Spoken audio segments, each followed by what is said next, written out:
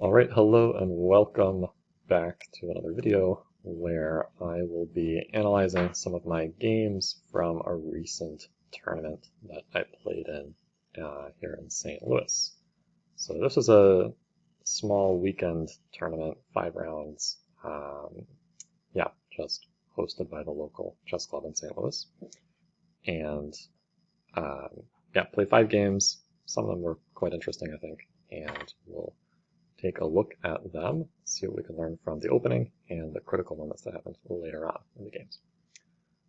So going into the tournament, I was the second highest rated player. There was also an international master playing, and then I think a few expert strength players as well. And so, of course, normally in these open tournaments, your first round, you're paired against a much lower rated opponent, and that was the case in the first round here. I was playing paired white against a 1700 player. And usually against low-rated players, I like to play these knight f3 systems, which is what I played here. Usually because it's something that I find, well, people without like professional level opening knowledge, they usually spend more time studying like mainline e4 and d4 openings. But they don't usually have as solid of a repertoire against knight f3, which is really its own opening move. Kind of has to be taken just as seriously as e4 or d4 or c4. It can transpose to a lot of other openings in d4 and c4, but white can also play in completely different ways. So I have kind of a lot of success playing this, just taking people out of their comfort zone pretty quickly. Okay, so my opponent played pretty logical system of black, d5, g3, knight f6, bishop g2, c6, and bishop f5. I believe this is called the Lasker system. There's also the close cousin, the Capablanca system, where the bishop comes out to g4. And both of these, just the simple idea is to classically develop, get the bishop outside the pawn chain, then play e6, and then basically take it from there. So, okay. There's actually a number of different ways that white can play. White can play with d3 and then try to prepare some way knight to d2, queen e1, and e4. This is one approach. In this game, I decided to play with c4, a different plan, and trying to take advantage of the fact that this bishop has moved off of the c8 square by targeting the b7 one. Okay, so e6 and queen b3, queen b6. And yeah, this is the main line of this kind of variation. And here, white plays d3. So aiming to put the bishop on e3 and challenge this queen on b6. And actually, we would be very happy to see this exchange if black wants to take this and basically open up the a file for white. And now if ever black wants to take on c4, white will further strengthen his grip on the center like this. So yeah, this position I would have been pretty happy to play. And okay. Black instead played what I think is the best move here, if he played knight bd7. So basically on my last move, I'm trying to play bishop e3 to force black into taking my queen, so I can get that endgame that I want. But knight to d7 has the idea of beating bishop e3 with knight c5. So this would not really make a lot of sense for white. So instead, I played what is the main move here, which is c takes d5. And yeah, normally here, and what people do, this has been seen in some GM games where people play this way, but normally what black does here is actually take on d5 like this. And then white basically transitions to playing in the center, playing queen c2 with the idea of knight c3 and e4. Okay, and these are positions that I generally feel pretty comfortable in as white, so I would have been happy to play that. Instead, my opponent played what I guess it's a tempting move at lower rating levels. I find people playing this a lot to take on b3 right away. And the idea is to give white these double isolated pawns. But the reality is that this is not such a big issue for white. Actually, this endgame is pretty unpleasant for black because this knight on d7 and this bishop on f5, basically, they can become bad pieces depending on what black does here. So he actually made what I think is another slight imprecision. He took on d5 with a c pawn here. In my opinion, I think it's probably a little better to take with the e pawn. when even here, white can still, I think, get a pretty nice position despite these double isolated pawns with this very precise move, bishop d2. And the idea is actually to prepare b4, and we're going to play knight d4, and then play b5. And because of this open file, even if black plays a6, we often will be able to play b5 anyway, just taking advantage of the pin. So for example, if black just develops like normally, like bishop e7, which I think already is inaccurate, then here white will play knight d4, hitting the bishop retreats, then b4, and there's already no way to stop b5. You play a6, I play b5 anyway because of the pin. And this kind of position after castles b5, c5, knight b3, then this kind of position would just be great for white. White just has a very weak pawn on a7. So okay, I mean, these ideas I was kind of familiar with, and I also knew that c takes d5 is not supposed to be very good for black, basically because what can happen is this bishop can get kind of entombed on this side of the board. It never can really come back to e6 to be more centralized. And black has to be careful that white is not able to invade on the c file. So basically I can already kind of start to just develop my pieces pretty naturally here. So I play knight to c3. And already I have some dangerous ideas of playing knight b5 and bishop f4. And if I'm allowed to do that and then go to rook to c1, basically, very quickly black could end up in big trouble on the c file. So you don't really see, actually, I don't think there's a single grandmaster game.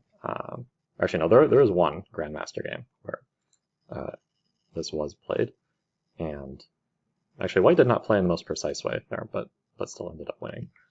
But yeah, basically, black should prefer taking on d5 with the e-pawn in these structures. Okay, so I continue knight c3. I mean, the advantage is not huge. It's like a pretty significant edge for white, I think, but it's not like a clear advantage, at least not yet. But okay, now, of course, yeah, here I think black should probably play a6. Well, now, okay, I mean, if black plays knight b5, the rook will just go to c8, and this knight has to just go back.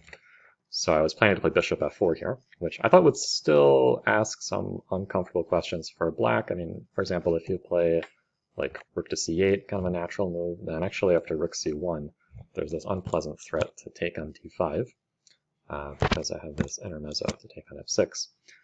And this actually would be pretty difficult for black to deal with. You can't actually like stop that threat very easily. And if you move the rook off of the c file, then I can maybe consider playing like knight to a4 and trying to invade on c7. So, but otherwise if you play like bishop to e7, for example, then I can play knight b5. And at the very least, like for example, rook c8, I can just play knight d6 check, and I'll be very happy to get this position with this very strong dark squared bishop. And actually, the reason why white is better, actually that's not something that I really appreciated during the game, but kind of analyzing this position afterwards, that you start to understand this better. The reason why white is better here is actually not really because of this powerful bishop, although it is a powerful bishop, but it's actually because this bishop on f5 is a really bad piece for black. And actually, what black should do here is play bishop g4 and threaten, and this is a positional threat, to actually exchange this on f3. And of course white should not allow that. White should play knight d4. And basically, the way that white should play this position, one way for black to try and continue is maybe knight b8 to get this knight to c6. And trade off white's knight on d4. And white will now just start to slowly gain space on the king side, threatening to trap the bishop. And something like this would just be a classic kind of two bishops position, where white is going to slowly gain space on the king side. We can put this bishop on e5, this bishop on h7 is a pretty bad piece. So this is really the reason why white is better in these structures. But if black can exchange off this light squared, or this, if black can exchange off this bishop for the knight before this happens, then actually, like here, if white plays h3, would actually be a pretty significant mistake. Actually, this position is not so bad for black. In fact, white may have to be a little bit careful that these doubled isolated pawns don't become targets for black's knights later. So yeah, basically, I didn't really appreciate all of that during the game, but at any rate, my opponent here made a pretty significant mistake. Played bishop to d6, which just walks right into knight b5. And after bishop b8, there's basically no way to get rid of this knight, because even if you play a6, I can just ignore it. And this pin on the a file is basically impossible to get rid of. So white already has a pretty big advantage here. And I have bishop e3, pretty logical. So I'm not really interested in taking this pawn. I'm more interested in getting rook to the c file and invading, or playing knight c7 and getting my rook to c7. So black castled, play knight d4, bishop g6, rook c1. Here my opponent played knight g4, which actually, yeah, it shouldn't be, well, it's hard really to suggest what black should do here. Yeah, it's a difficult position, just in general, because you don't really have a great way to get out of this bind on the queen side. He plays knight g4. And here actually, I should have just played knight c7. I'm not really sure why I rejected this. I kind of thought there was no need to rush with this. But I mean, this kind of position, I mean, just winning for white, I think. The knight and the pawn here are both hit, and it doesn't really matter that I've further weakened my own pawn structure. White is going to collect probably both of these queenside pawns and be pretty easily winning. Instead I played bishop d2, which actually could have given black quite an incredible chance to try and unravel his position. Really, I just thought there was no rush. I thought I just will retreat the bishop and then I'll play knight c7. I'll keep my dark square bishop also. But actually here, black has a pretty incredible resource to play a6, which I definitely did not notice during the game. The idea is pretty incredible. After knight c7, black plays bishop a7. So this is, of course, found with the help of our computers. But yeah, I mean, basically black has enough counterplay here if you take on a8 and bishop takes d4, with threats to take here, here, and then here. Even white has to be careful in this kind of position. So, okay, I mean, yeah. Fortunately, my opponent did not find that resource. Instead, he played bishop e5, which now lets me basically take full control of the game. So I start with h3. Actually, it would have been more precise to start with f4. Yeah. I did see after h3, I did see that that black could try knight takes f2, with the idea king takes f2, a6, whoops, a5, a6, forcing this knight away, and then black will recapture the piece. Actually, black would be doing all right here. I did notice here that I could actually just ignore the knight and play bishop f4, because it's trapped and not going anywhere. But actually, yeah, black can try bishop f6 here, threatening e5, so probably I would move the bishop back, and then sacrifice the knight for what he's going to end up getting 3 pawns after knight e5, and take on d3. I mean, white is definitely better here, but it's at least a little bit messy. I mean, this knight will be pretty annoying on d3, and then maybe these central pawns can start to move forward later. So I definitely shouldn't have allowed that. I should have probably just started with f4. I think the reason I rejected this was after a6. I wasn't totally sure about this position. I thought if I take here, then this may somehow be okay for black. But yeah, kind of just looking at it with clear eyes here. Really, I can just take. Nobody really cares about this pawn on e5. I'm just going to kick this knight away, play rook c7, and white's basically going to be winning here. I'm going to collect both of these pawns, and then I'll make a queen here in the b file. This bishop on g6 is basically completely dead, so it has no influence on the game whatsoever. Yeah, so that would have been much stronger after h3. Yeah, instead my opponent played, I just retreated with a knight, and now white is basically winning. I just play f4. Black has to give up this dark squared bishop, and yeah, this is just a strategically winning position for white, because I mean, I have 2 bishops, but it's not even really that. It's more that I'm going to be invading on the c file. And you can't challenge the c file because then I'll take on a7. So because I have this open rook on a1. So yeah, he tried a6, but yeah, I basically converted this pretty smoothly. Rook c7, rook e8, rook c1. There's no way for black to ever challenge the c file. And yeah, I mean, the rest of the game is not super interesting. It's just me kind of slowly improving the position. g4. A strong move, threatening g5 to win this knight. And you can really see how black's pieces, this knight on d7 is really not well placed in these structures, and the bishop on g6 also just has no prospects. So, okay, my opponent eventually became desperate, sacrificed the piece, but now it's just yeah, in many ways that white can proceed to win from here. I just tried to go for some immediate checkmate. And the game finished with black's king getting checkmated on f6. So after kind of a nice king walk into the center. So okay, a pretty smooth first round game, thanks to some early opening inaccuracies from my opponent. Yeah, really, I think here black shouldn't really be entertaining this endgame after taking on b3. And definitely here he should prefer taking with the e pawn on d5. Yeah, instead here he should take right away and not open up the a file for white there. so that was the first round game. Now we will look at the second game, where I was, let's see here. Yeah, second round game I was black against slightly higher rated player, 1893 and almost 1900. And okay, my opponent played a reverse Botvinnik system with white. So this is basically this setup where you put the pawns on c4 and e4, and you play d3 and knight e2. And then usually white tries to expand on the king side somehow, play f4, h3, g4, and play for some kind of king side attack. So it's a pretty easy system to play for white. I mean, you don't really have to know that much theory to play it. You just get this setup. And black can do a lot of different things against it, but as white, you're just kind of aiming for that typical setup. So the way that I like to play against this is kind of in this reversed Maroczy fashion. So d6, knight e2, and then c5.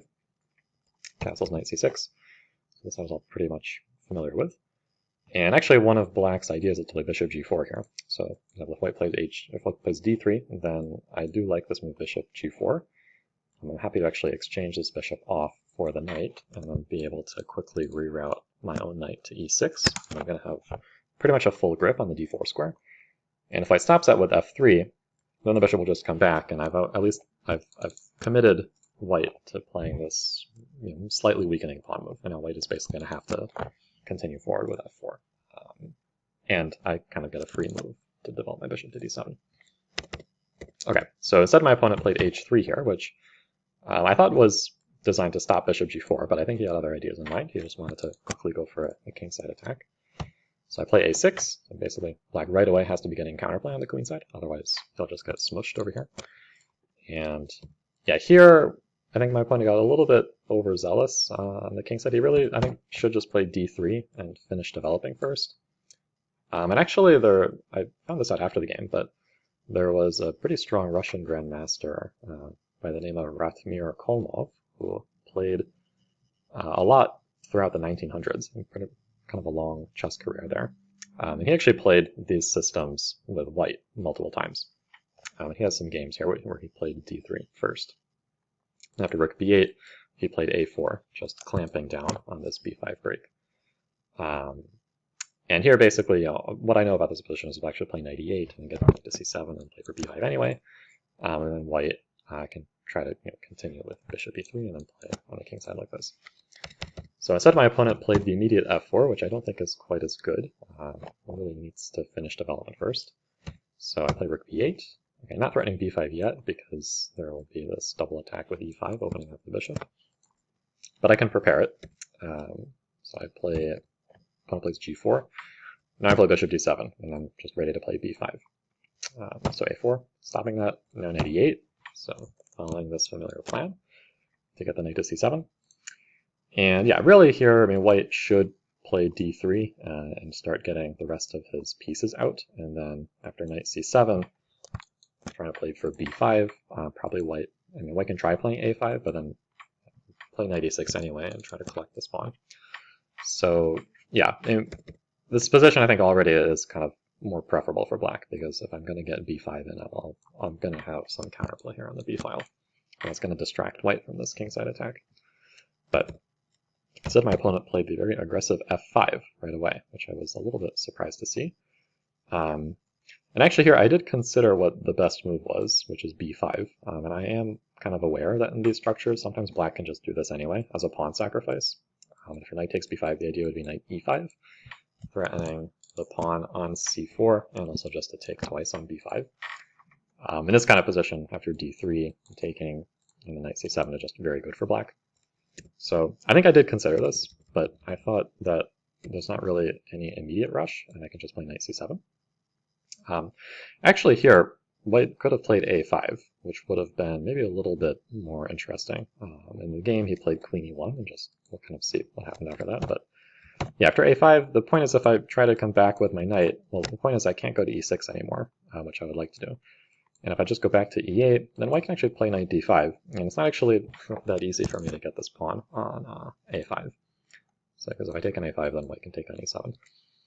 So yeah, this would have been a little bit more interesting. And that means probably here I should have but that's probably the reason why black should play b5 anyway in this position, just to force the b file open before white is ready for it.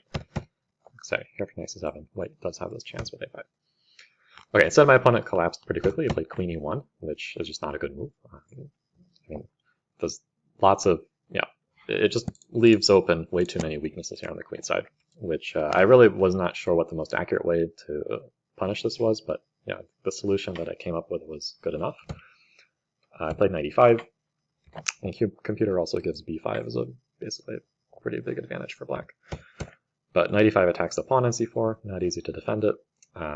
Actually, the computer doesn't even want to defend it, just offers to sacrifice it like this. Well, obviously, black has a pretty big advantage. Problem after b3 is now I play b5, so I'm not even interested in knight d3 and taking this bishop. I mean, I'm basically just playing for piece activity here. Now white just has massive problems because I'm threatening b4, also threatening to take on c4. So my opponent tried this, taking on b5, b5, and then rook a2. And then again, yeah, there's many strong moves for black. What I chose was good enough. I played c4, so now threatening to totally just blast open the queen side here. He took on c4, now I play b4. Passed pawn is very strong. And yeah, basically my opponent, here knight takes c4 was another accurate move, now threatening b3, trapping the rook. And turns out there's actually nothing that white can do to stop this, kind of surprisingly. His pieces are just kind of stuck in molasses. And actually here, I think the engine wants to play queen g3, which is kind of a ridiculous move, just giving away the knight. So that's how bad white's position is already. But yeah, after knight takes c4, my opponent didn't find anything better than knight b4. Of course, after b3, the rook is trapped. And then, yeah, okay, I converted this position pretty easily. So white tried a little bit of a desperate, attack like this with g5 and f6, but I had calculated that this doesn't work. I can just take. And after knight c6, I have this very nice move, bishop h4, which I had seen in advance. And yeah, basically I just, at the very least, forces a queen trade. And otherwise I'm going to be picking up the knight on c6, so it just wins more material. So yeah, white ended up going into the endgame. Of course, black is completely winning here. And the rest of the game, yeah, basically my opponent went for some more kind of desperate tricks, threatening some kind of checkmate here, but okay, of course we can just take it. Okay, rook f3, and just, yeah, here my opponent resigned, seeing that there's not going to be a way to get the rook to the g file. So yeah, I guess going back in the opening, yeah, probably white should be preferring to play, going back here, yeah, probably white should just prefer to play a little more conventionally with d3, bishop e3, and then just get the pieces out and developed first, and then try to expand on the king side like this with f4.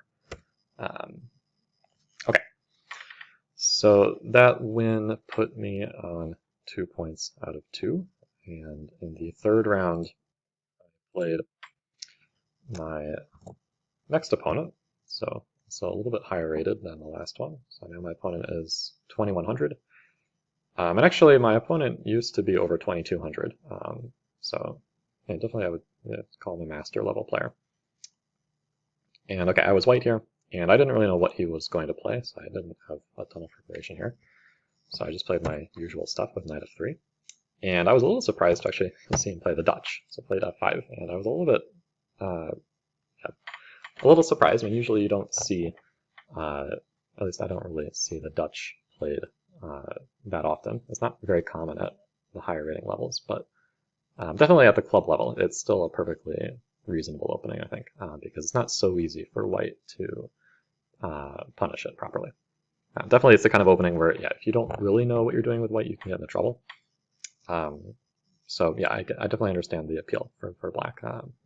If you play this as your main opening and you know it very well, then you can definitely win some nice games. And I mean, strong players like Nakamura and Kamsky have also played this with black, even against grandmasters, with at least reasonable results. Okay, so now there's basically, to my mind, there's 3 different kinds of Dutches. There's the classical Dutch, where black plays like this with e6, d6, bishop e7, and then castles. There's the Stonewall with e6, d5. And then there's the way that my opponent played, which I think is the most popular kind of Dutch right now, which is the Leningrad Dutch, where black fianchettos the bishop here. And In this position, after d6 and c3, this is kind of the starting point for the Leningrad Dutch. I think there's two main moves here for black. There's c6 and queen e8.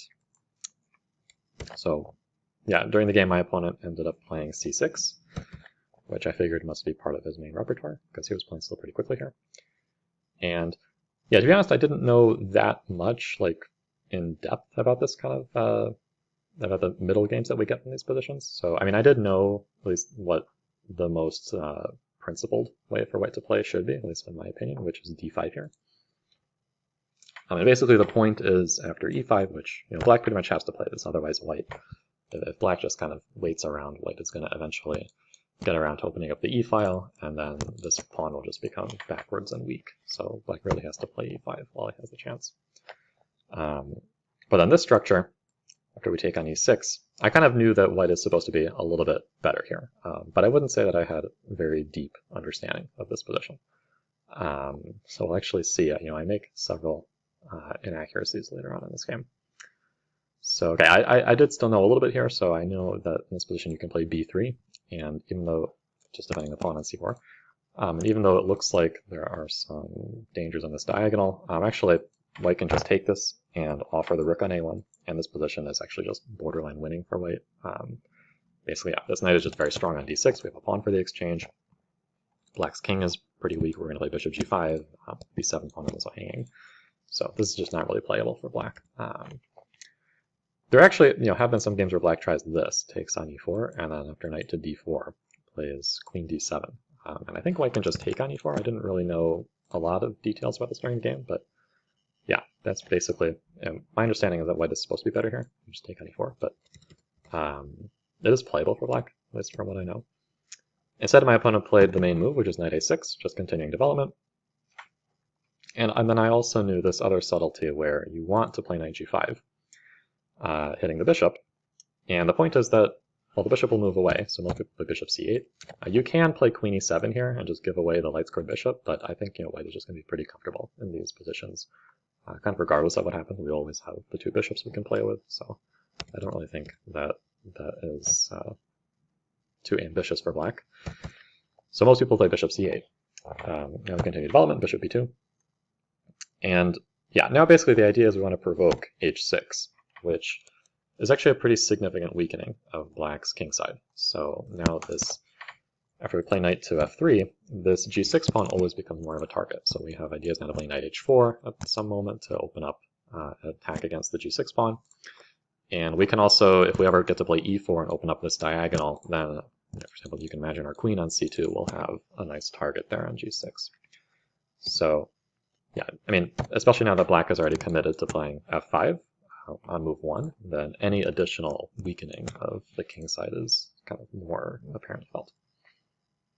Okay, so we're still following kind of mainline theory here, bishop e6, and I know that the queen belongs on c2 here. Just keeping an eye on this diagonal, and we are always looking for a way to open up the position with e4 at the right moment. Okay, so black played queen e7, also pretty normal, rook d1, rook d8. And yeah, basically the only thing that I knew about this position is that it's useful to play e3. I didn't actually know why, although I figured out the reason during the game. But yeah, just from kind of my own, just my own like light knowledge of this position. This is kind of where my own opening book ended. Just the knowledge I had during the game. Of course, now after having analyzed this game, I have a much better understanding of the position. But yeah, this is a pretty complex position. Both of us spent a lot of time in this middle game, and you can understand why. I mean, we haven't traded off any pieces yet, and it's definitely the kind of position where if you understand it better than your opponent, then it's pretty easy to outplay someone from both sides here. So like, I can understand the appeal for people playing this as black, because if you know this kind of position really well, and white does not understand how he should continue to properly punish black's kingside weaknesses here, then you can get some pretty fun games here with black. But on the other hand, if you really know what you're doing here with white, then I think you get a pretty serious advantage. So yeah, I'll kind of show how white should play this in the game here. Okay, so yeah, basically here after e3, I was still playing pretty quickly. Now my opponent played bishop f7, so pretty useful move actually. I'll just kind of outline the two main problems here for black. One of them is, of course, you have this backwards pawn on d6, which can be a problem in endgames if we get to, especially in a situation where white is able to double on the d file. We trade up the dark squared bishops, and it's just hard for black to defend that pawn. And then the other problem black has is if we keep a lot of pieces on the board and the position opens up, like white is able to play e4 at the right moment, or even g4, then black's king can become pretty weak, because he's already moved all of these pawns in front of it. Whereas white's king is always going to be pretty safe here. So these are really the two main problems for black, and the way that black should try to equalize here is to play d5. So this is kind of one of the main ideas for black, to play d5, liquidate this pawn on d6, and try to trade off a bunch of pieces. And with simplified material on the board, this king will not really be so vulnerable, and really black will have no problems. So that much I kind of knew about this position, but I didn't really know what white should be trying to do exactly. So after bishop f7, I started thinking here, and actually had quite a long think. Trying to see the move times. How long did I think here? I thought we're almost 20 minutes here. Just kind of considering, 15 to 20 minutes here, considering what my plan should be here. And eventually I did find the best move, which is knight e2. And this is what I mean. Like, you can definitely see how if you just kind of play like random moves, shuffling around, like rook e1, for example, that black may already be able to consider playing d5. And for example, if you take the knight to b4, hitting the queen, then black will take on d5. And you can kind of see black can start to take control of the game pretty quickly like this, establishing another knight on e4, and white is just kind of now cramped to the first 3 ranks here, not really doing much. So I kind of was at least aware of the danger there. And I came up with knight e2 with the idea of meeting d5 with knight e5, which would be pretty strong. And the point is we're just trying to get rid of this light squared bishop, which if we can do that, then all of these weaknesses on the king side become much more apparent. So really this is not playable for black. I mean, it's playable, but it really, not a good idea. Even this position, if you get the take on c4 and then damage white's pawn structure here, this is a very good position for white. Basically, I have 2 pretty strong bishops. The bishop is also targeting things on the queen side. I can put the bishop on d4 and hit the a7 pawn. It's very hard for black to kind of make any pawn moves over here because that's going to just create more targets. And at the right moment, I can play knight f4, and I can think about at some moment playing e4, trying to open up the position, or even h4, h5. So this would not be really pleasant for black. So that's the main point of knight e2, actually, is to just take like any chance out for d5 because we have this knight e5 move. And the other point is we're getting this knight over to f4, where it's going to put a lot of pressure on this weakened g6 pawn. So you can imagine if we get this knight to f4, then we get the other knight to h4, then there are going to be definitely a lot of tactics against these pawns here that are quite vulnerable, and it'll really be hurting black that he can't put this pawn back on h7. So okay, my opponent played what I think is maybe not the most accurate move. He plays knight to b4. So I wasn't quite sure what this was all about. It looks to me like I can just move the queen back, and not clear what the knight is doing there. I think Kamsky has had this position against Lenderman, and he instead chose to play knight to c5. It wasn't this exact position, but it was a similar kind of position. And basically, Lenderman played kind of a model game for white in this position, where he got his knight to f4, and then at some critical moment managed to open up the position with g4 and crack open this diagonal. And basically ended up winning a couple of pawns and then ended up converting that in the long end game. So basically, I can show kind of one actually pretty instructive play here. So let's say black plays knight to c5, right? Which would be kind of the normal move, getting this knight maybe to e4. So okay, so white will play knight f4, and let's say black now plays knight fe4. So in general, I mean, black wants to exchange off at least some pieces, even this dark squared bishop, which is a good defender of the king. And the best move here for white is actually knight to d4. So this, you see this idea in the hedgehog also, and in the English hedgehog, where black, actually, just go back to the starting position, where this can happen from several different move orders, but, well, okay, the move order is not the most accurate, but basically the idea is in the English hedgehog, very often you get to this kind of position, and it's pretty much understood that white should take with a queen and not with a knight, because this kind of exchange of the light-squared bishops actually favors black. And the reason is that with the queen here, there ends up being a lot of tactical pressure with the bishops opposing each other here. And at some moment, there's always going to be some kind of knight jumps out of the way. White can also play e4, and if black has the pawn on d6, then this knight can move out of the way, and there's some kind of e5 tactical shots. So it's kind of a similar idea here, where we want to keep the queen. Okay, get back to the position here. Yeah, it's kind of a similar idea here, where we want to keep the dark squared bishops on the board, play knight to d4, where at some moment you can imagine, like if black plays g5, or if we can play h4, h5 to provoke this pawn to moving, then there can be knight takes f5, right, where we have a double attack on the queen and bishop like this. So it's kind of useful to keep these dark squared bishops on for white. So okay, now okay, let's say black plays a5. It's also a typical move, stopping b4. Okay, now I will play h4, and there is a pretty significant threat now to play h5. And of course, black cannot play g5 because knight takes f5. So bishop e8 makes sense to open up the rook. And my opponent actually played in a similar manner during the game with this bishop e8. And now it actually has a very strong way to continue, which is bishop h3. And the idea is we're again reinforcing this threat of h5, because now I have another attacker on this pawn. And if black plays g5 himself, basically with the idea that if you take here, then I can sack the rook for the bishop and then take the knight on f4. White just retreats the knight back. And actually it turns out it's pretty difficult for black to hold on to his fragile position here. Okay, so this pawn on f5 is very vulnerable now. If you play bishop d7, then white actually just plays f3. And the knight simply can't go back because I'm just going to be taking on f5. I can just take this. And this kind of position would just be very bad for black, even if you take on e3. Obviously, the king will just step up, and this king is going to feel definitely the heat for not having a light squared bishop around anymore. I mean, you imagine like takes here, knight f4, and now there's going to be a rook coming to e1, and there's going to be all sorts of problems for black on the light squares here, like g6 or something. Okay, so yeah, basically, this position is already just very difficult for black.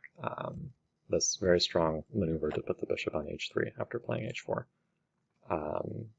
Yeah, and really, like, black is already, I think, in pretty big trouble. So that's the way that white should play this position. And after knight b4, okay, I played queen g1. It's still pretty similar. We could still get a similar idea by putting this knight on f4, this knight on d4, then h4, and bishop h3. Okay, so my opponent brings the knight back to a6. So yeah, I thought this was really kind of strange, just going back and forth like this. And yeah, now here, this is where I start to go in the wrong direction. Again, I should play knight f4 here with the same idea, and to meet knight e4 with knight d4, again, keeping the dark squared bishops on the board. And this is a very, very similar kind of position. After black brings the knight to c5, I could just put the queen back on c2, and we even transpose to the same position. After a5, white has the strong h4 move, with the idea of bishop h3 and h5. So yeah, that's what I should do. Again, I mean, playing like d5 is always bad here because of knight e5, so this is not something black wants to allow.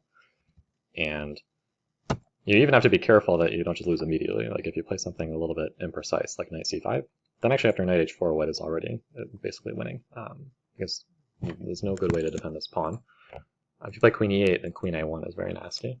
So actually black is almost losing material here. You just can't like keep all of this defended. And after king h7, then this is pretty thematic. g4 is very strong. Going to meet knight takes g4 with knight takes f5. Okay, and this is just basically going to be probably a winning position for white with an extra pawn and an attack against the king. So instead I played queen a1 here, which is a little bit inaccurate. I thought it was useful to just have this pressure on the diagonal, but yeah, in reality the queen is better placed here to target these weaknesses on the king side. And okay, now if black continues, plays knight c5. Yeah, actually here black does have probably a better chance to play g5, and then he can get this knight or bishop to g6. So this kind of position actually, after knight d4, bishop g6, I mean, white already has, I think, maybe white is still slightly better, but black has definitely, I think, won the opening battle at this point. I mean, now if I ever play queen b1, then, yeah, I think black can just continue with like knight e4, and then maybe at some moment prepare to play f4. So, yeah, that's definitely what black should have done. Instead he played knight c5, and okay, now I kind of get back on the right track. I play knight d4, so now, okay, with the pressure on f5, black is not able to get this same g5 in. So bishop e8, and after knight f4, now he plays a5. And yeah, here I still can kind of go back to the right plan here, and then put the queen on b1, and similar idea here to play h4, h5, and bishop h3. But yeah, instead I didn't really know what to do here. I played rook e1, which is I mean, it's a useful improving move, but it's not really like the most testing thing that white can do here. It doesn't really do anything. I mean, in some positions I can play e4, but right now black has that pretty well controlled. So I also was spending quite a lot of time here, because I think it was pretty clear that I did not have that much experience in this middle game. So I think actually, on this move after a5, I spent another almost 20 minutes and played rook e1, which, again, not a bad move, but definitely it was clear I didn't exactly feel comfortable here. Okay, so now black played queen f7. And he's slowly trying to prepare this. So he couldn't play g5 on the last move because I would have knight takes f5. But now after queen f7, he is actually now thinking about playing g5 because knight takes f5 does not come with tempo there. So I played h4. And yeah, actually, white can still play this, even if black does get to play g5. It's not like it solves all of black's problems, so white can always kind of go back to the plan of attacking the d6 pawn. And of course, here, it's really black is not going to get d5 in anytime soon with all of white's pieces looking at that square. So white can actually still go back with queen b1. Let's say bishop d7, defending this pawn. Let's say white goes back, and it just allows g5. This position actually still can be pretty unpleasant for black. Let's say black plays bishop c8, just to tuck the bishop away and open up the rook to defend this pawn. Then white will get the queen back to c2. And this kind of position, even if we trade off some pieces and play rook to d2 and just prepare to double on a d file, black is just going to be worse having to defend this backwards pawn on d6. And the f4 break is pretty well controlled by our knight and our kingside pawns. So this kind of position would have been, still pretty good for white, even allowing this move g5. Instead I played h4, which is not, again, not a bad move, but it makes my kingside feel a little bit looser. And I was kind of hoping that black would try g5 anyway, which looks like you could still play this way because you're attacking the knight. And here I was preparing to sacrifice a piece with knight takes f5. And I just kind of intuitively evaluated this as winning for white, which I think is correct. I think the engine gives a pretty big advantage here. And there's just too many threats here. Rook e7 is the threat. I'm threatening to take a third pawn for the piece with knight takes d6. Really black cannot play this way. So I played bishop d7, a better move. And now again I should go back to playing like knight d3 and try to trade off one of these knights before he can get such a strong hold on e4. In particular, like if black is able to get g5 and then quickly get knight e4 and knight g4, then I can come under some pressure on the king side. So instead here I played knight f3, which definitely I was feeling like I was losing the threat here, just kind of moving knight pieces back and forth. So I'm stopping g5. But okay, I mean, I'm not really putting as much pressure on black's position, so I don't really have any threats to play h5 or g4 or e4 at this point. Okay, so we play bishop c8. So I was also attacking this pawn on d6, so bishop c8 just conveniently defends it. Okay, now queen c1. Okay, now really here, I was kind of mindful of not wanting to spend too much time just floundering around here, so just started playing some moves, queen c1. Useful move, getting the queen back into civilization, and then I can go back to c2. I think here I kind of realized that the queen does not really do much on a1, and this pressure is nice, but I mean, black just has to keep the knight defended, and that's not really a big deal. So kind of here I realized that the queen belongs on this diagonal, but of course it would have been better to just keep her there in the first place. Okay, after knight c4, this position is just equal, I think. basically white has not been able to punish black successfully here on the king side with any of these pawn breaks. And now black can even start to take control of the game with a g5, if I'm not careful. Okay, so I played knight h3, kind of an awkward move, but it keeps g5 under control. Okay, bishop e6, queen c2, rook e8. Here we're just kind of maneuvering around, bishop d4, queen c7, queen c1 back. And yeah, somewhere around here my opponent gives me another chance. So yeah, here I'm kind of getting my knight back, bishop f7, and I play knight d2, trying to trade off this strong knight on e4.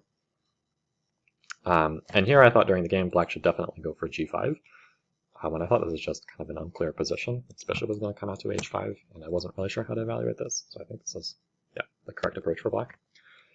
Instead he played knight c5, and I think he just overlooked my idea, or my next move here, which was now I play queen back to a1. And now suddenly he's not really in a good position to handle the pressure on this diagonal. And after queen d8, there's not really any better alternatives, because you can't really move the knight anywhere. Obviously knight h5 is just really bad. I'm going to take here and totally destroy your pawn structure. Actually, this is even worse because you're going to lose a piece. Take here and take here. Taking a knight on c5. So queen d8 basically is forced, but now I play e4. And this is kind of a thematic pawn break. Now I'm able to actually get this pawn break in, and the resulting position opens up, and black's king becomes pretty weak. So I was pretty happy to get this to this point. However, here, because we had spent so much time maneuvering around for the last 20 moves, I only had 3 minutes when I played this. My opponent also had, just 3 or 4 minutes, so we were both starting to get into time trouble. So white is better here, but it's still a little bit tricky. So he plays g5, which I thought was a good practical decision. I took and played knight h3, and bishop h5. Yeah, and here, I mean, yeah, definitely this would be a critical moment where if I had more time, I would have probably been able to make the right decision here, but at least, my opponent also didn't have a lot of time, so we were both kind of making mistakes here. And I played probably my biggest mistake of the tournament, I think, which was rook b1. And I thought, basically, of course, going back here, black cannot really afford to take on e4, because at the end of the day, this bishop on g7 is going to be hanging, and this is just very dangerous for black. This king is going to be extremely weak without a star-scored bishop. And I mean, I'm already threatening like bishop h6, which is going to create at least some threats to win a pawn if you're going to have to somehow trade queens to not get checkmated, and then I can take on g5. So after bishop h5, I thought I have those same ideas after rook b1, but actually black can, it turns out, take on e4. And yeah, I just didn't really have any time to calculate this, but yeah, the point is after knight takes e4, here actually this is just winning for black. After knight e4, bishop takes g7, black plays knight d2, and yeah, basically the queen can come up to d7 also, hitting, actually, even in this position, queen d7 is not a bad move, just with a double attack against these two pieces. And yeah, basically actually it's black here that's taking control of the game. With the idea of knight d2 and knight f3 check. So after f takes e4, I would have had to play knight takes g5 when the position is just unclear, and black can play d5 now and keep this pawn here. And yeah, I mean, in time trouble, who knows what would have happened here? I mean, if anything here, I would prefer black. Instead, my opponent played knight to d3, and now after rook e3, I'm kind of back in control of the game. Yeah, so going back here, I should have taken on f5, which I did consider, but basically I thought this exchange sack was not necessary. And I did correctly evaluate that white is better here, but yeah, basically I just thought that it wasn't necessary, that I can just move the rook out of the way, and I have all the same threats in the position. But yeah, just concretely it doesn't work. Black can take on e4. Okay, yeah, my opponent also did not have a lot of time to calculate anything, so I played knight to d3. Rook e3, now I'm pretty much in full control of the game. And for knight b4, queen b2, just not allowing any knight c2 tricks. Bishop g6, now I just bring the rook back to e1. And yeah, basically black just cannot withstand the pressure here. So he kind of just collapsed here. I think probably the best practical decision, and I thought this during the game also, would be d5. Yeah, I mean, both of us, we were basically playing with less than, I think I was down to 1 minute. My opponent was also down to under a minute, so who knows what would have happened here. I mean, there's pretty much no time to calculate anything. And yeah, definitely would be a better practical decision. But instead he played g4, which yeah, basically is just, I mean, yeah, this position is just losing for black. You can't really play this way. Knight f4, bishop h7, I just take on f5, and basically I just have a safer king, and I'm going to probably be winning material soon. This pawn on g4 is weak, and yeah, and basically with the position opening up like this, this king is really going to be in trouble soon. So that's basically what happened. He took on e3, takes on f5, played knight e6, he has to take. Now I have the two bishops, and I still have all this pressure on the knight on f6. So he played knight e3 and then knight e5, but now c5, and yeah. Then I get to take this pawn on d6, and then the rest is basically just me cleaning up the rest of black's pawns, and eventually here he resigned. So yeah, definitely a bit of a tense game, and I think, yeah, I mean, ultimately it comes down to this middle game, where if you don't really understand this position deeply, and you don't really know exactly what white is aiming for and how to position your pieces, and like that the queen belongs on this diagonal, and it's kind of a waste of a time to get the queen to a1, then yeah, you can definitely get into trouble here with white. But yeah, luckily my opponent went astray in that critical position here after things opened up right here to rook b1. And yeah, I was able to successfully exploit the opening up of black's king. So that will bring us to the fourth game that I played, which was against the international master who was playing. So both of us had a perfect score at this point. I think we were the only people with 3 out of 3, so we're going to play each other now. And okay, it was black. Yeah, again, I didn't really know what to expect from him, so he played d4, knight f6, and he chose a pretty interesting sideline for white in knight d2 here. So I kind of noticed just from looking at my opponent's games, he doesn't really play like the same opening all the time. He seems to vary his openings quite a lot, and he seems to like these more offbeat systems. So this is one of the things that I thought he might play. And the system in particular here is after e3, bishop g7, b4, which looks a little bit strange if you've never seen this before. But the idea is to stop black from playing c5, and just in general to try and gain some space on the queen side. And I actually do know this system a little bit, so I have done a little bit of analysis here. I mean, not a lot, because I don't really get this very often. But I've actually looked at this pretty strange move, knight e4, which I played here. And it definitely seemed to take my opponent by surprise, because he immediately started thinking. Yeah, basically, well, I mean, of course there's a threat to play knight c3. But yeah, the main point is just to try and disturb white. Try and somehow take advantage of this diagonal.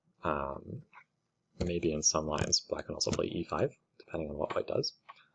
And try to just take advantage of this weakening move b4 before white is able to like fully develop and play bishop b2 and c4, and get castled and everything. So this actually has been played by a couple of grandmasters also. So there's 2 GMs that have played this a couple of times with black. Although it's a pretty rare sideline anyway. I mean, this is not really that popular for white to play this way, so it's not like this happens very often. Okay. So yeah, I mean, there's a lot of things white can do here, but my opponent played what I think is the most common reaction. He takes on e4 and plays knight d2, which makes a lot of sense, because if black has to play f5 here, then this is just a great position for white. You can just put the bishop on c4, and then come back and play c4, c5, and basically black is just having a lot of problems here on the king side with this diagonal. So of course that's not the idea. I play e5, counterattacking the pawn on d4. And I was mostly expecting c3 when I kind of know a little bit about this position. Black should take here and then castle, just offering up the pawn on e4, which is probably too dangerous for white to take. And there's actually kind of a nice little trap here, kind of a trap in quotes, but if white plays a natural move like bishop e2, then actually queen g5 is very annoying, because you can't really defend this pawn so easily. If you castle, then you'll have bishop h3. And g3 is not really a move you want to make.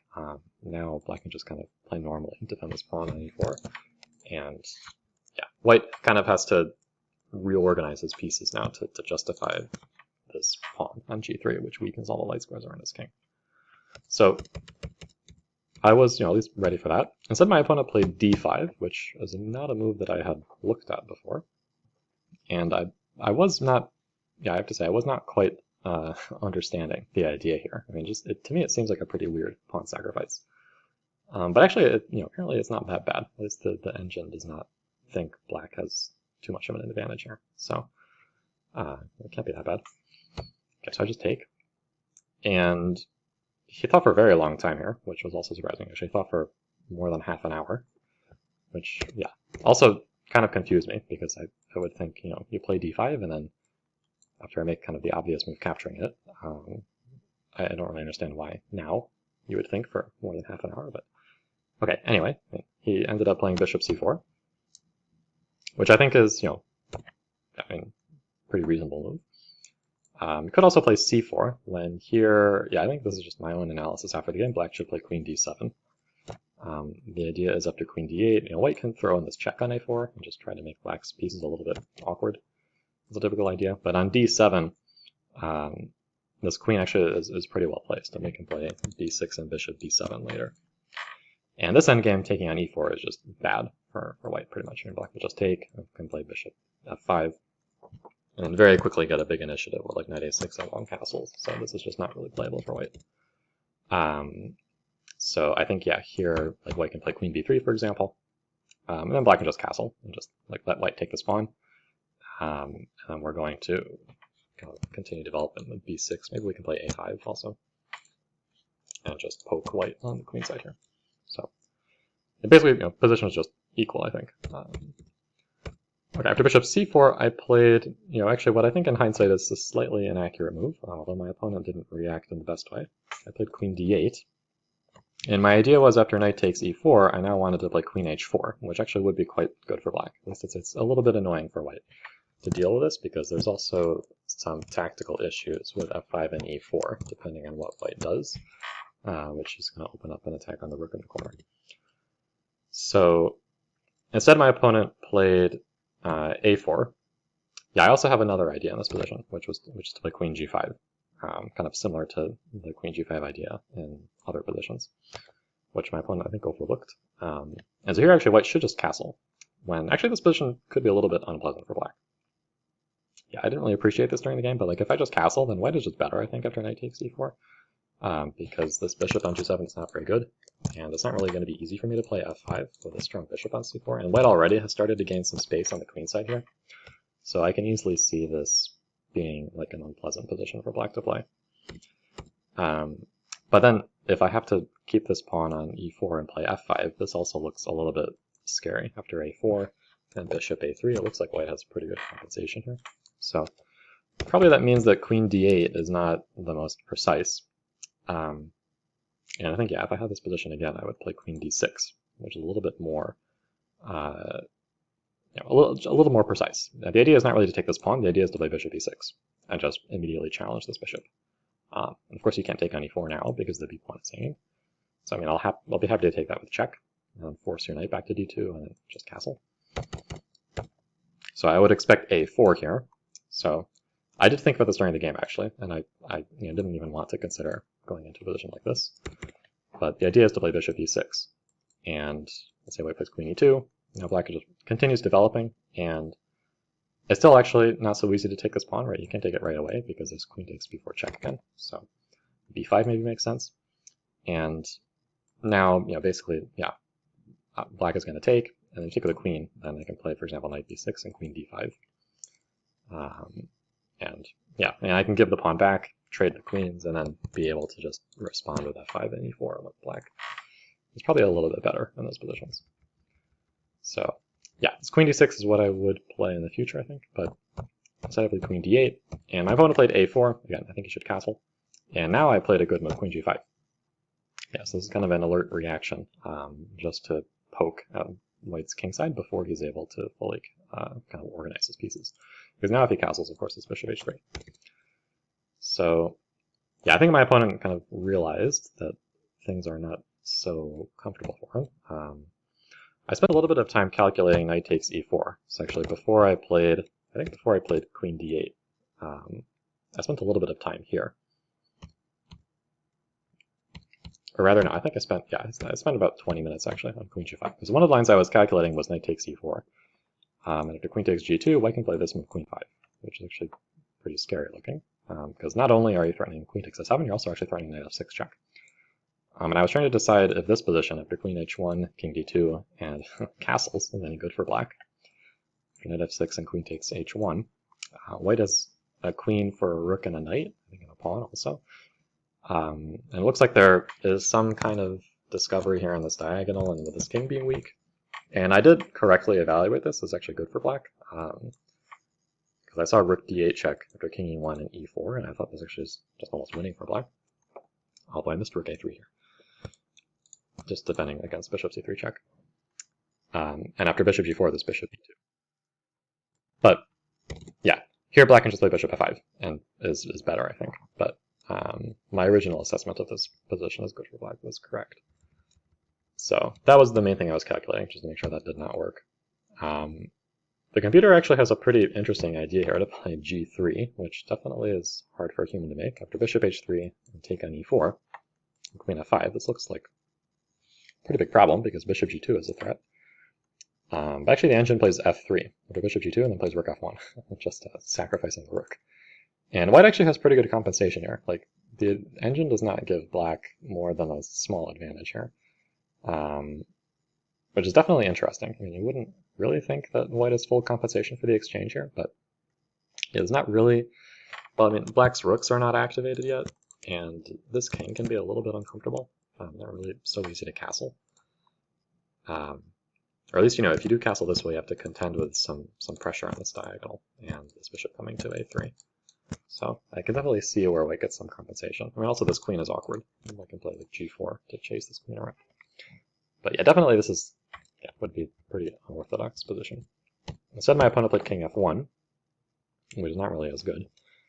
And now I played queen h4, just also poking around a little bit more, just defending the pawn on e4. I played h3. And yeah, here I kind of had a bit of a silly reaction here. For some reason, I was a little bit concerned about this move g4, which I think is just ridiculous. That's why I played h5 to stop that, but really this is kind of a waste of time. I should just castle. If white plays g4, I can just play king h8 and basically blow open the king side with f5, so this is just bad for white. But yeah, instead I decided I wanted to stop that with h5. And after king g1, I actually overestimated my advantage here. So I play f5 now, and I thought that black is maybe even like close to winning here, because it looks like I just have a pretty healthy extra pawn. I mean, it is doubled, but it severely cramps white's position. And I thought this king is not going to be very safe. I always have ideas to maybe advance on the king side and start an attack. And basically, I thought, like, what is white doing here? But actually, black is only slightly better here. So I definitely did not assess this position correctly. So, okay, my opponent plays c3 with the idea of queen b3. So, the queen f6, trying to play bishop e6, and he plays queen b3. And this I was planning, and I played this strange-looking king e7, which actually is not a bad move, so I'm just planning to play bishop e6. Actually, the engine points out a pretty incredible idea to play g5, which I did not consider at all. And the point is to play rook h6 and play bishop e6. So this thought did not occur to me at all. Probably a better way of playing, because then maybe I can shuffle the king over to f8 and g8 later. But okay, anyway, I played king e7, played bishop a3, bishop e6, b5, king f7. So actually, my plan kind of worked out here. Yeah, and definitely now black is clearly better, because I've managed to finish my development, and I'm now starting to look at these weak squares on the queen side. So the game continued, a5, bishop f8, takes on f8, knight takes, and bishop takes e6. And this is, I think, where, yeah, the game starts to slip out of, well, I start to slip a little bit and give away some of my advantage. So I played queen takes e6 here, which is not really a good move. Really, we should be playing knight takes e6 to get this knight out of its passive position on f8. And after knight c4, black can continue with b6, just stopping any white b6 ideas. And we're going to get this king out of the way and then play knight c5. And really, I mean, black has a pretty significant advantage by this point, especially if we can get a knight to d3. That's what I should have done. Yeah, instead I kind of thought I had a lot more time. I played queen takes e6. I thought there was not really much of a rush. Plays knight c4. So threatening knight takes e5. So king g7. Actually here, white can play b6, which I thought I would just be able to take everything here. But actually, in this position, after queen b4, white is going to be able to regain this pawn. And material is simplified quite a lot, so I think that the resulting position will not be so easy for black to win. And this rook can also look for activity on the b file. So this definitely would have been, yeah, probably just a draw after this point. I don't really think black would have many winning chances. Instead, my opponent played queen b4, and now I kind of correctly realized that I shouldn't allow b6. Also queen c5 isn't an idea, so I played b6. And okay, now I kind of have control again. So knight b2. But then again here, I started to drift around a little bit. I think I did consider the right approach here for black, which is actually to start an attack against the king. So this is actually very common in these kind of positions where you have an advantage, but it's not a winning advantage, and you're looking for a way to increase your advantage. And basically the idea is if you break the board up into, you know, three main areas, right? We have the queen side over here, right? We have the center, and then we have the king side. And basically we've been focusing on the queen side and the center, right? So white played knight to b2, not to allow me to infiltrate on d3, which would be pretty good if I'm able to do that and then double. And I also have pretty good control over the queen side now, so white is not really able to make further progress here. At least he's going to be a ways away from generating any threats with c4, c5. However, nothing's happening on the king side, and I can open up kind of a new area of the board there with g5, with some pretty aggressive ideas here. So for example, if I play c4, then after knight g6, there's already maybe some threats to play g4 and then take. And it's not going to be so easy for white to deal with that. If you take with a pawn, then knight h4, knight f3 check will be pretty good. And taking with a king will run into all sorts of f4 check problems. So this definitely would have been the right way to go. And white could be losing pretty quickly, like after knight a4, g4, this is already like, and white is not threatening anything. You play c5, but you don't have any threats. This is just defended. And I can already like take on h3, and if you take, there's knight h4. Knight f3 check is coming in. And then I can play f4 and open up the queen here. So this could get bad very quickly for white. So that's what I should have done. Instead I played knight d7. And again, I thought it really didn't need to rush, but yeah, actually, here there is some urgency to increase black's advantage. So okay, plays knight a4, play knight f6. So just improving the knight, but it's not really as strong here as it could be after g5 and knight g6. Okay, play c4, rook d3 and knight b2. Yeah, and here, after my next move, I don't think black has any advantage anymore. Probably what I should do is just go back to d8, and then after knight a4, kind of go back to the correct plan of playing on the king side with f4. And if I play c5, then I can actually go back with rook d3, because now I have rook b3 as an added resource. And yeah, this would actually be pretty good for black because I can double. I additionally have this pressure on the king side now, and I have the queen side under control. There's really no way that white can make an additional threat against the b6 pawn. So that would have been the best way to play. Instead, I played kind of a weird move, rook d7, which doesn't really make a lot of sense because now white can just take, and then I can't really keep a rook on the d file. So knight takes d7. He plays rook to d1. Also actually knight a4 is reasonable, just not even allowing knight c5. Rook d1. Here again, actually, I could have played knight c5. Yeah, actually, knight a4 may have been more accurate here, not even to allow knight c5, because here I think I miss another chance to play knight c5. And I didn't do this because I was worried about rook d5, when I thought maybe there's a little bit of pressure with this rook here. But actually, white is not even threatening anything. Like, black can just play like rook f8, for example, just maybe preparing to play f4. And if white ever plays knight a4, this is the problem. The knight will go to d3, and this will be very strong for black. So black kind of has still full control over the position. And we can always tuck the king away on h6, so there's not really a problem. The rook can go to f7, just solidifying the 7th rank. So this would still keep pretty good control for black, with pretty good winning chances. Instead I played knight f6, it stops rook d5. But after c5, white really is able to liquidate a lot of pawns, and the game gets pretty close to a draw. So I think I realized here I don't have much of an advantage. I actually have to be careful not to be worse, because white potentially wants to take everything on b6 and play rook d6. So I play queen e7, which is a an accurate move, pinning the c pawn, knight a4, and then rook d8. And yeah, basically this is just kind of offering a draw, because my opponent can take and play queen c3. And it's not really a good way for me to defend the e pawn, because my queen also has to keep b6 defended. So in the game I played f4, my opponent took on b6 and took on e5. Okay, then I just take on e3, played king f7, and after he took on b6, I kind of just forced a draw with knight g4 check. And of course, if you take, there's this perpetual.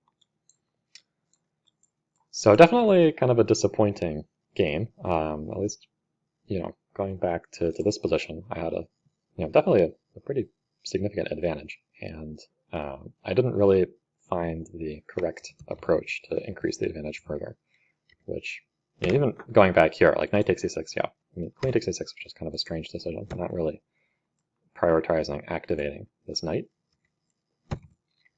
But then even later, I had a pretty good chance here to play g5 and knight g6 and open up another front on the king side, which is a pretty common technique when you have like an advantage but not a winning position, to kind of further increase your the targets that you have access to. You can open up a second front, and principle of two weaknesses, for example, right? Like white has a weak d3 square that he has to cover, and if he also has a king to defend, then his defensive resources might get overstretched.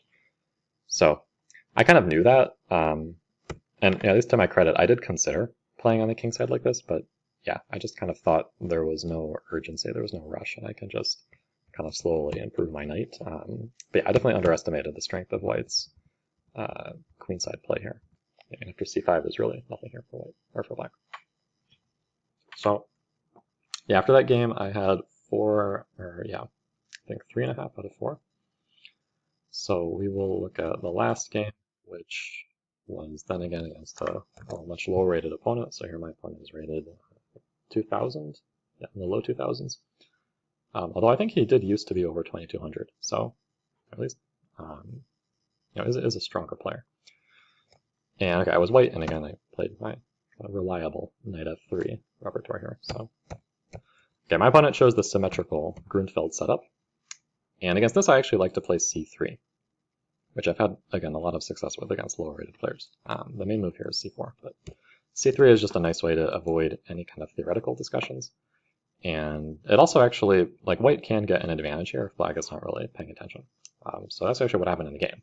Black played c6, and just kind of kept copying, but after e4, white basically is first to breaking in the center, and this resulting position is just, I think, slightly better for white. So normally black would play knight f6 here, and after rook e1, bishop g4. And yeah, here, pretty much, like I know that white should include a4, a5, so that we can play queen b3, and there's not going to be any queen b6. And this queen is very strong at this diagonal. And of course, if black ever takes, put the bishop on e6, there's always this exchange sack on e6. So these positions are pretty unpleasant for black, and I've definitely had a lot of experience in these structures. So instead, my opponent played a different move, which I also knew was not good, but it's a very tempting move, e5. Trying to just solve black's problems and equalize immediately, because if I take, then knight takes e5, and because my queen is hanging, I don't really have time to win any material here. If I take on d8, then black takes this with a check, and this is just a draw, basically. There's total symmetry. Unfortunately, though, this runs into bishop g5, so I knew this during the game, that bishop g5 would be pretty good here. And yeah, basically, black has to accept some pretty serious concessions. f6 is not really a move you want to make, although maybe it is the best move. You can also try queen b6 here, but then white will just play queen e2. And this pin on the e file is pretty dangerous. So, like if you play h6, I can even just play bishop c1, just retreating the bishop back and maintaining this pin. And the engine actually wants to play knight f6 and just give away this pawn with a bishop e6, and then just, I mean, of course white has a pretty big advantage here. Not winning, like black is at least still solid, but yeah, having an extra pawn is pretty good. And of course any kind of f5 here is just going to be bad. It just opens up the king, and this king f8, rook e1, for example, e4, bishop f4, this is just pretty bad for black. So it's not really a good way to deal with this pressure on e5, is the point. Okay, So in the game, my opponent played f6, but this runs into queen b3 check. Now black gets a pretty big initiative. So king h8, and now bishop e3. And yeah, this I just knew during the game, that the bishop should come back to e3 here, so ready to recapture on d4. And yeah, this move f6 is pretty weakening, and black is not really comfortable here. So f5 is not really good here because of knight g5, and then the rook comes into h4, so it actually is borderline losing for black. Instead he played e takes d4, which I think is probably relatively best. Now I take on e8 and take on d4. Yeah, and yeah, I mean, this is just a difficult position. I mean, the engine suggests queen e7, which I think is kind of hard to understand. I think the idea is to get the queen to d6 and just kind of slowly try to play knight f8 and then get this bishop out. But I mean, it looks like I can just play rook e1 there, so I'm not really sure. And of course, you know, the engine will defend this pretty accurately, but for a human, this is very hard to play. So my opponent played queen g8, which is pretty tempting. And yeah, here, you know, white has a lot of good moves, but yeah, I mean, the one that I chose makes a lot of sense, I think. Just knight to d2, opening up this bishop, and also now this knight is ready to hop into e4 or c4 and then go to one of these weak squares. Actually, a much stronger move here would have been queen a3, which is trying to invade into somewhere here on the queen side with this queen, when black is just not developed at all to be able to handle it. But knight e2 is also fine. And yeah, then here, I mean, the engine actually thinks that white should just, or black should just go into this endgame and sacrifice a pawn with f5, just to kind of, at least like get rid of white's really active rook, and this useless rook on a8, and just try to defend this position. Okay, I mean, white has an extra pawn, but these pawns are doubled, so maybe it's not that easy to convert, but definitely white is better here. Instead, my opponent plays c5, which, yeah, just kind of collapses this position. It just opens up way too many diagonals here. This pawn itself is a target. So I just play bishop e3. Yeah, white is, I think, is just winning now. Rook b8, and now I had another little thing, just trying to figure out what the most precise continuation is, and eventually I just decided to go for winning a pawn, which, yeah, was good enough. Bishop f4. Pretty much he has to play knight e5. I mean, otherwise, yeah, I mean, rook e8, you know, you can't really play like this. We just play with these eternal pins here. I mean, I can just continue with like knight e4 or knight c4, and this is just pretty hopeless for black. So I played knight e5, but now I can play queen a3, and there's no way to save both of these pawns. So b6, I take on a7, bishop e6. Yeah, now I just take on e5 and play knight e4. And actually I was expecting queen d8, which is the best move for black, when I wasn't totally sure how I should continue here. I think during the game I was considering like queen a4, which is not really that precise because this queen can come into d3 and e2 and at least get some counterplay. Yeah, actually a better move is to play knight g5. And then, okay, you can't take it because the rook is hanging here. And really the point is actually just to open up this bishop. So actually black has a threat to play rook a8, and then the queen actually will be trapped. Queen b7, bishop d5. But knight g5, okay, the bishop is hanging, so bishop g8, and now just h4. Just kind of holding the position. And this queen cannot activate because the rook is going to be hanging. And it's not really a great place to go with the rook. Like if you play rook c8, the queen still can't really move because the b pawn will be hanging. So black is kind of like in paralysis here. I mean, white can just play like a4 just to kind of keep control of the position and then eventually like activate this rook somehow. Okay, but that didn't happen. In the game, my opponent played h6. Okay, then I just played rook d1, rook d8, and yeah, I played what I think was a pretty good move here, knight d6. Yeah, important not to just trade off like too many pieces here like this, and make black's defensive task a lot easier.